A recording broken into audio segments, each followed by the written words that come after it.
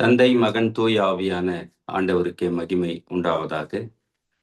அன்பிற்கினியவர்களே, இந்த காலை தியானத்திற்கு தொடக்கமாக ஆண்டவரை நோக்கி ஜெபம் செய்வோம்.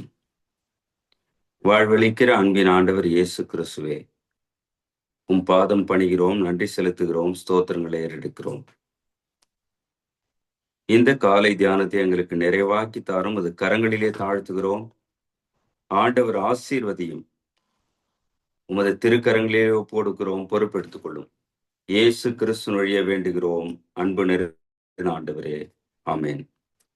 அன்பானவர்களே, நாம் இணைந்து ஆண்டவரை போற்றும் வண்ணம் கீர்த்தனையில 206வது பாடல், பழைய கீர்த்தனை, ஜெப சிந்தை எனில் தாரும் தேவா.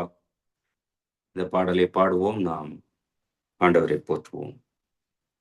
ஜெப சிந்தை எனில் தாரும் தேவா, என்னை அபயமென்றுனக்கு கை அளித்தேன் பொற்பாதா, அளித்தேன் பொற்பாதா.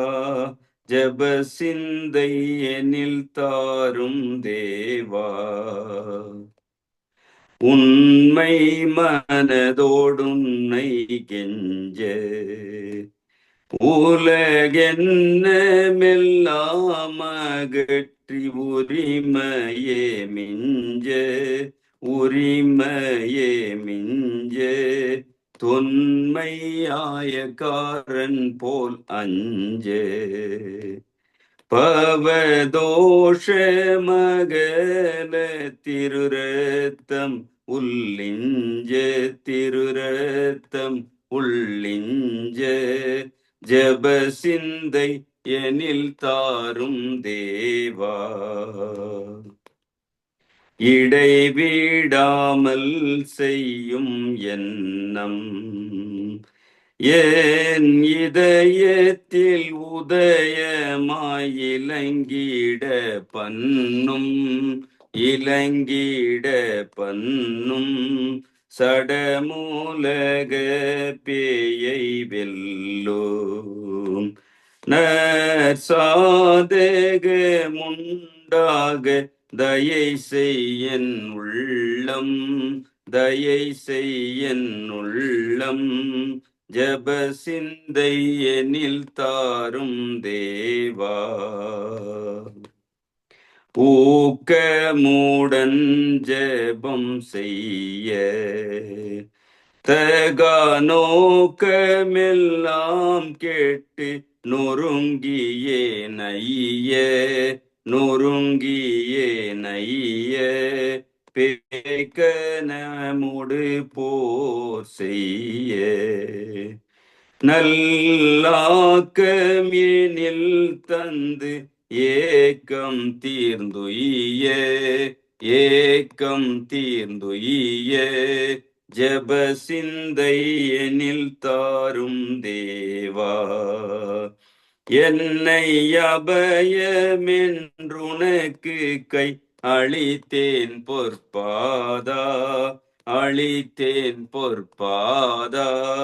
ஜெப சிந்தை எனில் தாரும் தேவா. பிரியமானவர்களே, நாம் ஆண்டவரை நோக்கி காத்திருப்போம். நம்மை தாழ்த்தி ஆண்டவர் திரு சமூகத்துல ஒப்பு கொடுத்து ஜெபிப்போம். மகா பரிசுத்தமும் கிருபையும் நிறைந்த ஆண்டவர் இயேசு கிறிஸ்துவே, உம் பாதம் பணிகிறோம், நன்றி செலுத்துகிறோம், ஸ்தோத்திரங்களை ஏறெடுக்கிறோம். ஆண்டவரே, உமது தயவால் கிடைக்க பெற்ற இன்னும் ஒரு புதிய நாளுக்காக உமக்கு கோடா கோடி ஸ்தோத்திரங்களை ஏறெடுக்கிறோம். நீர் தாமே இந்த காலை தியானத்தை எங்களுக்கு நிறைவாக்கி தாரும். ஆண்டவரே, காலை தோறும் இது கிருபை புதிதாய் இருப்பதற்காக நன்றி செலுத்துகிறோம். உமது திருக்கரங்களிலே தாழ்த்துகிறோம். இந்த வேளையிலும் கூட உமக்கு எதிராக செய்த பாவங்கள், மீறுதல்கள், தப்பிதங்கள், குற்றங்கள் எல்லாவற்றையும் மன்னியும். அப்படியே உடன் வாழும் மக்களுக்கு எதிராக செய்த எல்லாவித தவறுகளையும் தயவாய் மன்னித்து எங்களை வழிநடத்தும். உமது திருக்கரங்களிலே தாழ்த்தி ஒப்பு கொடுக்கிறோம். ஆண்டவர் மகத்தானது செய்யும் வழிநடத்தும் இயேசுவின் பாதம் பணிந்து வேண்டுகிறோம் அன்பின் ஆண்டவரே. ஆமென். கர்த்தருடைய ஜெபத்தை நாம் சேர்ந்து ஏறெடுப்போம். பரமண்டலின் பிதாவே, உம்முடைய நாமம் பரிசுத்தப்படுவதாக, உம்முடைய ராஜ்யம் வருவதாக, உம்முடைய சித்தம் பரமண்டலத்திலே செய்யப்படுவது போல பூமியிலேயும் செய்யப்படுவதாக.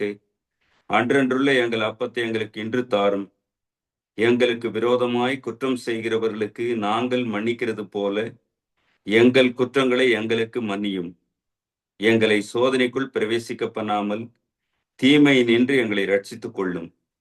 ராஜ்யமும் வல்லமையும் மகிமையும் என்றென்றைக்கும் உம்முடையவைகளே. ஆமேன். அன்பானவர்களே, இந்த காலை தியானத்திற்கான திருமறை பாடத்தை நாம் படிக்க கேட்போம். அது தூய மத்தேயு எழுதிய நற்செய்தி நூல் 26ஆம் அதிகாரம் வசனங்கள் 41 தொடங்கி 45 முடிய. மத்தேயு 26, 41 45 முடிய படிக்க கேட்போம். புனித மத்தேயு எழுதிய நற்செய்தி 26ஆம் அதிகாரம் 41 முதல் 45 வரை உள்ள இறைவார்த்தைகள். நீங்கள் சோதனைக்கு உட்படாத படிக்கு விழித்திருந்து ஜெபம் பண்ணுங்கள். ஆவி உற்சாகம் உள்ளதுதான், மாம்சமோ பலவீனம் உள்ளது என்றார். அவர் மறுபடியும் 2ஆம் தரம் போய், என் பிதாவே, இந்த பாத்திரத்தில் நான் பானம் பண்ணினால் ஒழிய இது என்னை விட்டு நீங்க கூடாதாகில் உம்முடைய சித்தத்தின்படி ஆக கடவது என்று ஜெபம் பண்ணினார். அவர் திரும்ப வந்தபோது அவர்கள் மறுபடியும் நித்திரை பண்ணுகிறதை கண்டார். அவர்களுடைய கண்கள் மிகுந்த நித்திரை மயக்கம் அடைந்திருந்தது. அவர் மறுபடியும் அவர்களை விட்டு போய் 3ஆம் தரமும் அவர் வார்த்தைகளையே சொல்லி ஜெபம் பண்ணினார். பின்பு அவர் தம்முடைய சீஷர்களிடத்தில் வந்து, இனி நித்திரை பண்ணி இளைப்பாருங்கள்.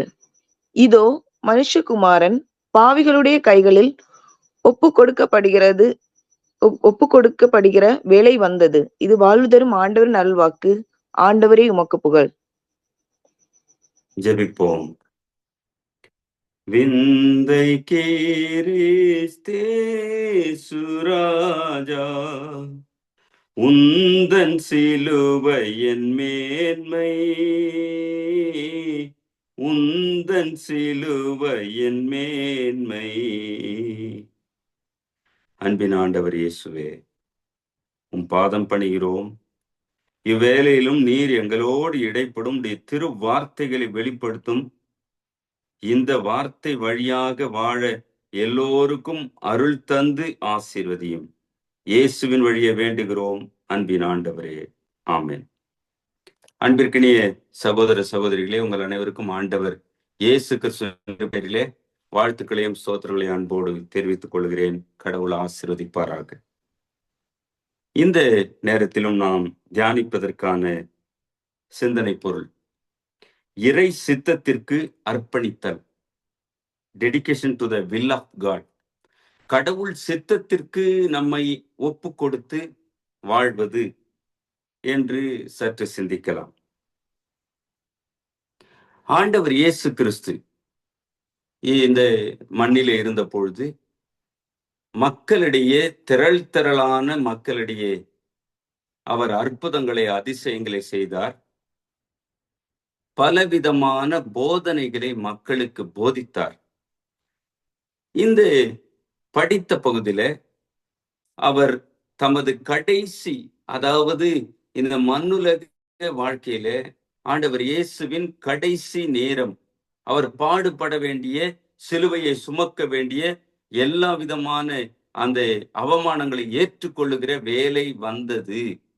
அந்த நேரத்துல ஆண்டவர் இயேசு தமக்கு அன்பாயிருந்த 12 சீடர்களையும் அழைத்து அவர்களோடு விருந்து படைத்து அந்த கடைசி விருந்தை முடித்து ஸ்தோத்திர பாட்டை பாடிய பிறகு அவர்கள் கெத்செமனே தோட்டத்திற்கு போகிறார்கள். ஆண்டவரே சீடர்களை அழைத்து செல்கிறார்.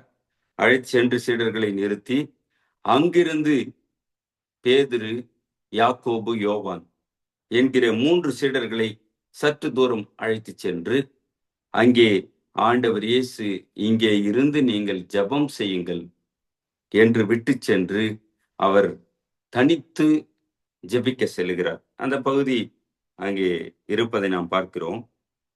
ஏசாமி, நீங்கள் விழித்திருந்து ஜெபம் பண்ணுங்கள், 1 மணி நேரமாவது விழித்திருந்து ஜெபிக்க கூடாதா என்று பேதுருவிடத்துல கேட்டுவிட்டு அவர் போய் ஜெபிக்க தொடங்குகிறார். என்ன அங்கே நடந்தது? என்ன மீண்டும் மீண்டும் சீடர்களுக்கு சொன்னது, நீங்கள் விழித்திருந்து ஜெபம் பண்ணுங்கள், சோதனைக்கு உட்படாதபடிக்கு நீங்கள் விழித்திருந்து ஜெபம் பண்ணுங்கள் என்று சொல்லி அங்கே கற்றுக் கொடுக்கிறார். 41ஆம் வசனத்துல, நீங்கள் சோதனைக்கு உட்படாதபடிக்கு விழித்திருந்து ஜெபம் பண்ணுங்கள், ஆவி உற்சாகம் உள்ளதுதான், மாம்சமோ பலவீனம் உள்ளது என்று சொல்லி ஆண்டவர் ஜெபிக்க செல்லுகிறார். பிரியமானவர்களே, நாமும் இந்த வேளையிலே சற்று சிந்திப்போம். இறை சித்தத்திற்கு ஒப்பு கொடுக்க நம்மை தாழ்த்துவோம், அவர் சமூகத்திலே காத்திருந்து ஜெபிப்போம், விழித்திருந்து ஜெபிப்போம். அன்றைக்கு சீடர்கள் மத்தியிலே சொன்ன ஆண்டவருடைய வார்த்தை அதுதான்.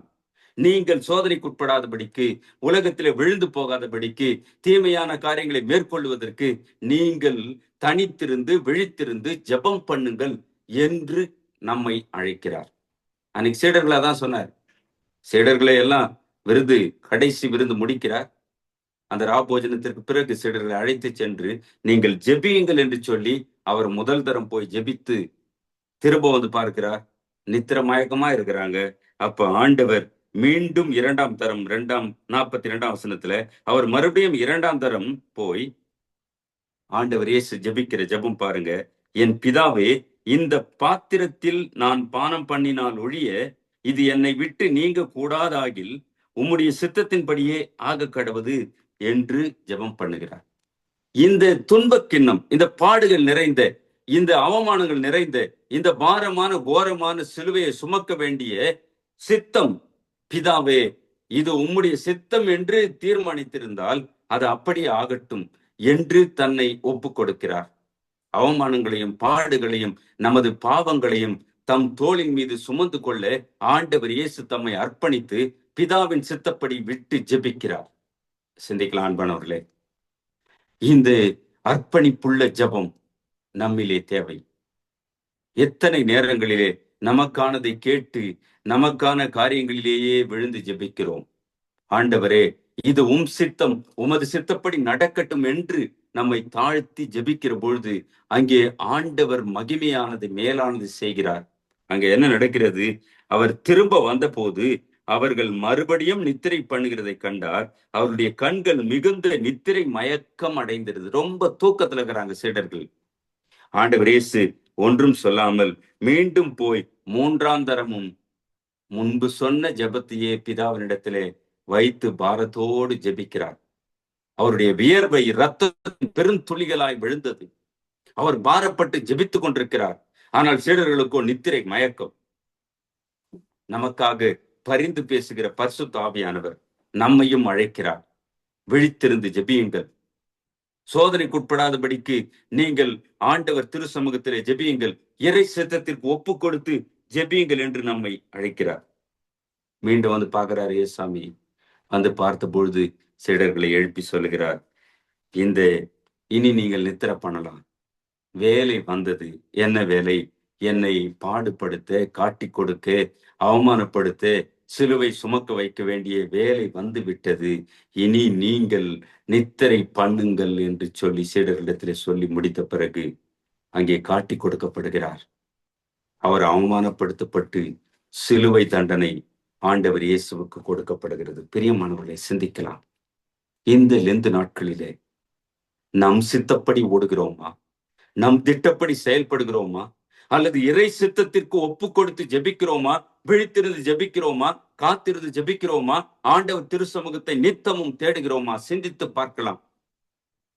இயேசு கிறிஸ்து இதற்காகத்தான் நம்மை அழைக்கிறார். இதற்காகத்தான் இந்த லெந்து காலங்களிலே நாம் தியானித்து அவர் வழியிலே, அவர் காட்டியிருக்கிற இந்த பாதையிலே நம்மை நடத்திட நம்மை அறைகோல் விட்டு அழைத்து கொண்டே இருக்கிறார். அர்ப்பணித்து வேண்டிக் கொள்வோம். அமெரிக்க தேசத்துல பிறந்த ப்ரூஸ் வில்சன் என்கிறவர், அவர் தம்முடைய இளமை பருவத்துல ஆண்டவருக்கான பணி செய்ய வேண்டும் என்று அர்ப்பணிக்கிறார். தென் அமெரிக்காவின் மோடிலோன் என்கிற பழங்குடியின மக்கள் மத்தியிலே ஊழியம் செய்வதற்கு வெனிசுலா பகுதிக்கு தமது 19 வயதிலே முடிவு செய்து அவர் செல்லுகிறார். மிகவும் அடர்ந்த காட்டு பகுதிக்குள்ளாய் இருக்கிற மக்கள் அவர்களை தேடி செல்கிறார். புறப்பட்டு செல்லும் பொழுதே பலவிதமான எதிர்ப்புகள், அதையும் கடந்து அந்த பழங்குடியின மக்கள் வாழுகிற இடத்திற்கு இந்த ப்ரூஸ் வோல்சன் புறப்பட்டு செல்கிறார். போகும்போது காட்டு பாதையில ரொம்ப தூர பயணம் நடந்து செல்கிறார்.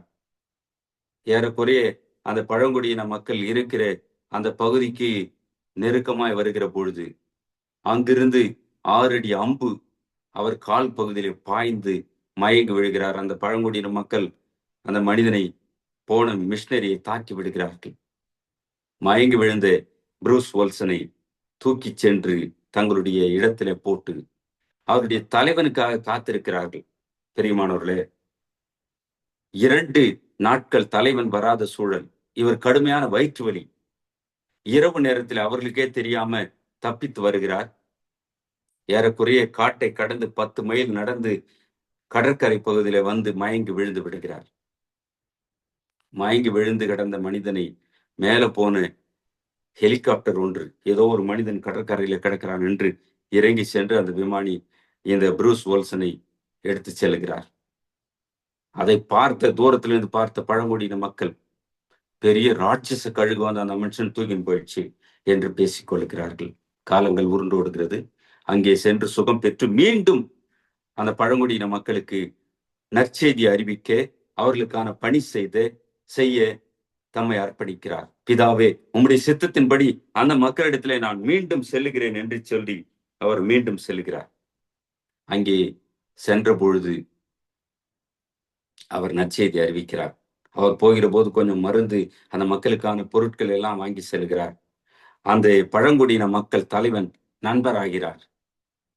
கொஞ்சம் கொஞ்சமாக பழகி நண்பனான பிறகு அந்த மக்களுக்கான விக்கிரக கடவுள் டிபோ என்றும், அந்த கடவுள் நட்சத்திரங்களுக்கு மேலாக இருக்கிறார் என்றும் அந்த மக்கள் எல்லாம் அதை கடவுளை, அந்த விக்கிரகத்தை வணங்குகிறார்கள். இதை பயன்படுத்தி இந்த ப்ரூஸ் வோல்சன் அந்த டிபோ என்கிற கடவுள் தான் இயேசு கிறிஸ்து என்று அவர்களுக்கு சொல்லி, அந்த கடவுள் விண்ணிலே இருக்கிறார், அந்த கடவுளை தேடுவதற்கான வழி இயேசு கிறிஸ்து, அந்த இயேசு தான் மனிதனாக வந்தார், அந்த இயேசு தான் சிலுவையில மரித்தார், அந்த இயேசு கிறிஸ்து ரட்சிப்பை தருவார், அவரை ஏற்றுக்கொண்டால் நீங்கள் அங்கே சொல்லுகிற மேலான குடிசை, அந்த டிபோ நட்சத்திரத்துக்கு மேலான ஒரு குடிசை இருக்கிறார் என்று சொன்னார்களே, அந்த இடத்திலே கொண்டு போய் சேர்த்திடுவார் என்று நற்செய்தியை அறிவிக்கிறார். ஆண்டவருடைய திருப்பணியை செய்கிறார். அதன் விளைவு, முதலாவது அம்பெய்திய வாலிபன் ரட்சிக்கப்படுகிறான். அந்த ரட்சிப்படைந்த மனிதனை, அந்த வாலிபனை கொலம்பியாவுக்கு அழைத்து செல்கிறார். அங்கே அவருக்கு தேவையான உபகரணங்கள், அந்த மக்களுக்கு தேவையான பொருட்கள் எல்லாவற்றையும் வாங்கி கொடுத்து, திருமறையை மீண்டும் நிறைய கற்றுக் கொடுத்து, மருந்து மாத்திரைகளை பயன்படுத்துவது, இன்ஜெக்ஷன் போடுவது எல்லாவற்றையும் கற்றுக் கொடுத்து, ஒரு ஸ்டீம் போட் வாங்கி கொடுத்து மீண்டும் அந்த பழங்குடியின மக்கள் மத்தியிலே அழைத்து செல்கிறார். பிரியமானவர்களே, இறை சித்தத்திற்கு, அவர் சத்தத்திற்கு செவி சாய்த்து பயன்படுகிற நம்மை அர்ப்பணிக்கும் பொழுது அவர் நம்மை எடுத்து பயன்படுத்துகிறார். அதன் விளைவு என்ன? ப்ரூஸ் வோல்சன் அந்த தென் அமெரிக்க பகுதியில் இருந்த மோடிலோன் என்கிற பழங்குடியின மக்கள் மத்தியில 28 ஆண்டுகள் இறைப்பணியை அர்ப்பணிப்போடு செய்தார். அதன் விளைவு 10 சுகாதார நிலையங்கள், 16 வேளாண்மை துறை சார்ந்த கட்டிடங்கள், மையங்கள், 8 விற்பனை கூடங்கள், மார்க்கெட் பிளேஸ், 8 இடங்கள் கட்டி முடிக்கிறார். பல இடங்களிலே ஆலயங்கள் கட்டப்பட்டது. பல்வேறு மக்கள், அதிகப்படியான மக்கள் ஆண்டவர் இயேசுவை ஏற்றுக்கொண்டார்கள் என்று அந்த வாழ்க்கை சாட்சி ப்ரூஸ் வோல்சன் அவர்களுடைய வாழ்க்கை முடிகிறது. சிந்திக்கலாம் அன்பானவர்களே, தமது 19ஆம் வயதிலே தம்மை அர்ப்பணித்தார். இறை சித்தம், ஆண்டவரே இது உம் சித்தம் என்று தனது வீட்டிலேயே, தான் வாழ்ந்த இடத்திலே எதிர்ப்புகள் ஏற்பட்ட பொழுதும் அதையெல்லாம் மறந்து துறந்து அவர் பயணித்தார். காட்டுப்பாதையில மக்களை சந்தித்தார். பழங்குடியின மக்கள் மத்தியில நற்செய்தியை அறிவிக்க ஆண்டவர் அழைப்பு ஏற்று ஒப்பு கொடுத்து செய்து அந்த திருப்பணியின் விளைவாக அநேக மக்கள் ரட்சிப்படைந்தார்கள், அநேக மக்கள் வாழ்வடைந்தார்கள். இந்த வேளையிலும் நாம் சிந்திக்கலாம். ஆண்டவர் இயேசு கெத்செமனே தோட்டத்திலே கதறி அழுத வேளையிலே, கதறி ஜெபித்த வேளையிலே அவர் சொன்ன வார்த்தை, பிதாவே உம் சித்தம் என்னவோ அது நிறைவேறட்டும். இந்த பாடுகள் நிறைந்த பாத்திரம் சுமக்க வேண்டும் என்பது உமது சித்தமானால் அதை ஏற்றுக்கொள்கிறேன் என்று ஜெபித்தார். ஜெபித்தபடியே சிலுவை பாடுகளை, அவமானங்களை ஏற்றார். சிலுவையை சுமந்தார். சிலுவையிலே மரித்தார். 3ஆம் நாள் உயிர்த்தெழுந்தார். அவர் மகிமைப்படுத்தப்பட்டார். இன்றைக்கும் ஜெய கிறிஸ்துவாய் நம்மிலே நமக்கு வாழ்வளிக்கிற ஆண்டவராய் இருக்கிறார். அந்த ஆண்டவரை பற்றி கொள்வோம். ஆண்டவர் இயேசு நம்மை ஆசீர்வதித்து வழி நடத்துவாராக. ஆமென். தொடர்ந்து நாம் அப்போஸ்தலருடைய விசுவாச அறிக்கையை ஏறெடுப்போம். வானத்தையும் பூமியும் படைத்த சர்வ வல்லமையுள்ள பிதாவாகிய தேவனை விசுவாசிக்கிறேன். அவருடைய ஒரே குமாரனாகிய நம்முடைய நாதர் இயேசு கிறிஸ்துவையும் விசுவாசிக்கிறேன். அவர் பரிசுத்த ஆவியினாலே கன்னி மரியாளிடத்தில் உற்பவித்து பிறந்தார். பொந்திய பிலாத்துவின் காலத்தில் பாடுபட்டு சிலுவையில் அறையுண்டு மரித்து அடக்கம் பண்ணப்பட்டு பாதாளத்தில் இறங்கினார். 3ஆம் நாள் மரித்தோரிடத்திலிருந்து எழுந்தருளினார். பரமண்டலத்துக்கு ஏறி சர்வ வல்லமையுள்ள பிதாவாகிய தேவனுடைய வலது பார்த்து வீற்றிருக்கிறார். அவ்விடத்திலிருந்து உயிருள்ளோரையும் மரித்தோரையும் நியாயத்திற்கு வருவார். பரிசுத்த ஆவியை விசுவாசிக்கிறேன். பொதுவாயிருக்கிற பரிசுத்த சபையும் பரிசுத்தவானுடைய ஐக்கியமும் பாவ மன்னிப்பும் சரீரம் உயிர்த்தெழுதலும் நித்திய ஜீவனும் உண்டென்று விசுவாசிக்கிறேன். ஆமேன். பிரியமானவர்களே, தொடர்ந்து நாம் புத்தெழுச்சி பாடல்களிலே 35வது பாடல், என் இயேசு ராஜாவுக்கே என்னாலும் ஸ்தோத்திரம், என்னோடு வாழ்பவர்க்கே என்னாலும் ஸ்தோத்திரம் என்ற பாடலை நாம் பாடுவோம். ஆண்டவரை துதித்து மகிழ்வோம். என் இயேசு ராஜாவுக்கே என்னாலும் ஸ்தோத்திரம், என்னோடு வாழ்பவர்க்கே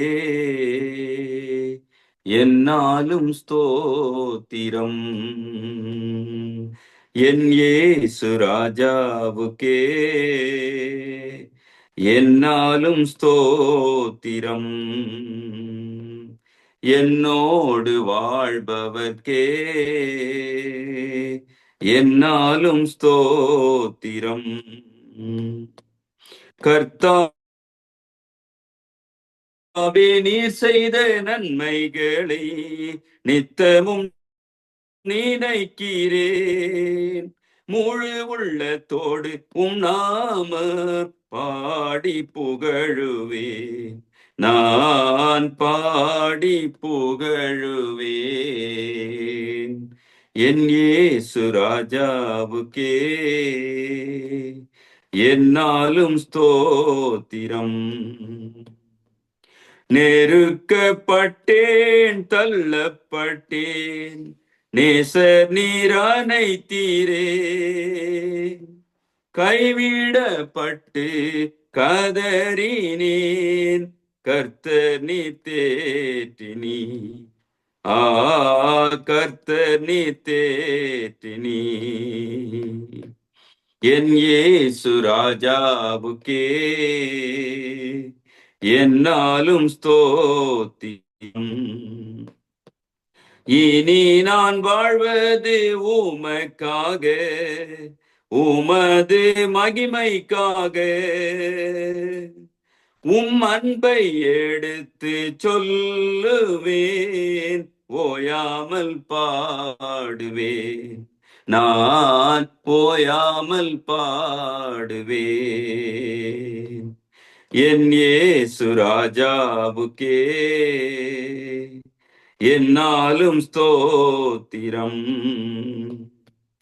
பாவங்கள் அனைத்தும் மன்னித்தீரே, நோய்களை சுகமாக்கினீ. எனது ஜீவனை அழிவில் நின்று காத்து ரட்சித்தீரே, காத்து ரட்சித்தீரே. என் இயேசு ராஜாவுக்கே என்னாலும் ஸ்தோத்திரம். என்னோடு வாழ்பவர்க்கே என்னாலும் ஸ்தோத்திரம். நிறைவாக ஜெபித்து நாம் முடிக்கலாம். அன்பும் இரக்கமும் உருக்கமும் நிறைந்த ஆண்டவர் இயேசு கிறிஸ்துவே, உம் பாதம் பணிந்து நன்றி செலுத்துகிறோம். ஸ்தோத்திரங்களை ஏறெடுக்கிறோம். ஆண்டவரே, எங்களை மீட்டெடுக்க மண்ணிலே மனிதனாக பிறந்தவரே, உமது அன்புக்கு அளவில்லை சுவாமி. அன்றைக்கு கெத்சமனே தோட்டத்துல நீர் பாரத்தோடு பிதாவை நோக்கி ஜெபித்துக் கொண்டிருந்தே. உமது வேர்வையெல்லாம் வெளியேறிவிட்டது. உமது உடலில் இருந்த இரத்தத்தின் பெருந்துளிகள் வெளியான பொழுது எவ்வளவு பாரத்தோடு நீர் ஜெபித்துக் கொண்டிருந்திருப்பீர் சுவாமி. ஆண்டவரே, உமது அந்த அர்ப்பணமுள்ள தியாகமுள்ள வாழ்வை எண்ணி பார்க்கிறோம். பிதாவின் சித்தப்படி உம்மை ஒப்பு கொடுத்து பலியாக்கின அதற்கு ஈடாக, அந்த அன்புக்கு ஈடாக நாங்கள் என்னத்தை செலுத்த முடியும்? எங்களை அதற்காகவே அழைக்கிறீர். கடவுளின் சித்தப்படி வாழ ஆண்டவரே, ஒவ்வொருவரும் எங்களை அர்ப்பணிக்க நீர் அருள் தாரும். இந்த நேரத்திலும் கூட நாங்கள் தியானித்த அந்த திருமறை பகுதிகள் உம் மக்கள் மத்தியிலே 100 மடங்கு பலன் தார நீர் உதவி செய்யும். கரங்களிலே தாழ்த்துகிறோம். அன்றைக்கு அந்த பழங்குடியின மக்கள் மத்தியிலே உம் சித்தப்படி ஊழியத்தை செய்த ப்ரூஸ் ஓல்சன் என்கிற அந்த மிஷனரி நினைத்து பார்க்கிறோம். எத்தனை பாடுகளினூடாக செய்து அந்த ஊழியத்தின் பலன் அநேக ஆத்துமாக்களுக்கு வாழ்வு கிடைத்ததே. அப்படியே இந்த லெந்து நாட்களிலே நாங்கள் எங்களுக்கானதை மட்டும் அல்ல, பிறருக்கானதையும் நாட தேட நீர் அருள் தந்து வழிநடத்தும் கரங்களிலே தாழ்த்துகிறோம். இவ்வேளையிலும் இந்த ஜெபத்திலே இணைந்திருக்கிற அருமையான சகோதர சகோதரிகள் ஒவ்வொருவரையும் நீ கண்ணோக்கி பாரும். அவர்கள் குடும்பங்களை கண்ணோக்கி பாரும். அந்த குடும்பங்களின் தேவைகளை சந்தியும், குறைவை நீக்கி போடும். ஜெப விண்ணப்பங்களுக்கு நீர் பதில் கொடுத்து மக்களை ஆசீர்வதியும். நன்மையினாலும் கிருபையினாலும் முடிசூட்டும். உம்முடைய திருக்கரங்களிலே தாழ்த்துகிறோம். உமது வல்லமை விளங்கட்டும். ஆண்டவர் இயேசுவின் காயப்பட்ட கரம் மக்களோடு தங்கி ஆசீர்வதிக்கட்டும். வெறுமையாக்குகிறோம், தாழ்த்துகிறோம், ஒப்பு கொடுக்கிறோம். அனைத்தையும் இயேசு கிறிஸ்துவின் பாதம் பணிந்து மன்றாடுகிறோம் அன்பின் ஆண்டவரே, ஆமேன். என் ஆத்துமாவே கர்த்தரை ஸ்தோத்திரி, என் முழு உளமையுடைய பரிசுத்த நாமத்தை ஸ்தோத்திரி. என் ஆத்துமாவே கர்த்தரை ஸ்தோத்திரி, அவர் செய்த சகல உபகாரங்களையும் மறவாதே. ஆமேன். ஆண்டவராகிய இயேசு கிறிஸ்துவின் கிருபையும் தாயும் தந்தையுமான கடவுளின் அன்பும் வழி நடத்தி செல்கிற தூய ஆவியானவரின் ஐக்கியமும் வழிநடத்தலும் நீங்காத நிறைவான சமாதானமும் ஆசீர்வாதமும் நம் அனைவரோடும் இன்றும் என்றும் எல்லா காலங்களிலும் இருந்து காத்து ஆசீர்வதிப்பாராக. ஆமேன். அன்பிற்கினிய சகோதரி சகோதரிகளே, உங்கள் அனைவருக்கும் ஆண்டவர் இயேசு கிறிஸ்துவின் திருப்பெயரிலே வாழ்த்துக்களையும் தெரிவிக்கிறேன். ஆண்டவர் ஆசீர்வதிப்பாராக. ஆமேன்.